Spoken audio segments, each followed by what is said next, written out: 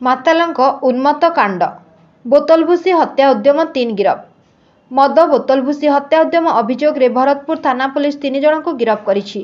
ସେମାନେ ହେଲେ ଭରତପୁର ଚାଳବସ୍ତିରେ ରହୁଥିବା ଗଞ୍ଜାମ ଗାଙ୍ଗପୁରର ଅରୁଣ ନାୟକ ବୟସ 34 ବର୍ଷ, ନୀଳମାଧବ ସ୍ୱାଇଁ ବୟସ 21 ବର୍ଷ ଓ ଶଙ୍କର ବିଷୋଇ ବୟସ 22 ବର୍ଷ।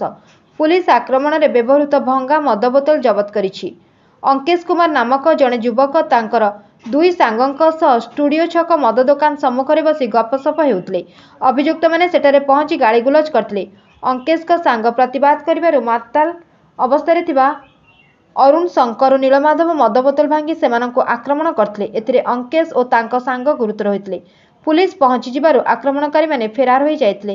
ପୁଲିସ ଅଙ୍କୋଶ ଓ ତାଙ୍କ ସାଙ୍ଗଙ୍କୁ ଉଦ୍ଧାର କରି ହସ୍ପିଟାଲରେ ଚିକିତ୍ସା କରାଇଥିଲେ। ଅଙ୍କେଶଙ୍କ ଅଭିଯୋଗକୁ ଭିତ୍ତି କରି ପୁଲିସ ଏକ ମାମଲା ରୁଜୁ କରିଥିଲା। ଆଜି 3 ଜଣଙ୍କୁ କୋର୍ଟ ଚାଲାଣ କରାଯାଇଥିଲା। ଜାମିନ ନାମଞ୍ଜୁର ହେବାରୁ ଜେଲ୍ ହାଜତକୁ ପଠାଇ ଦିଆଯାଇଛି। Bureau report, Ekamra news.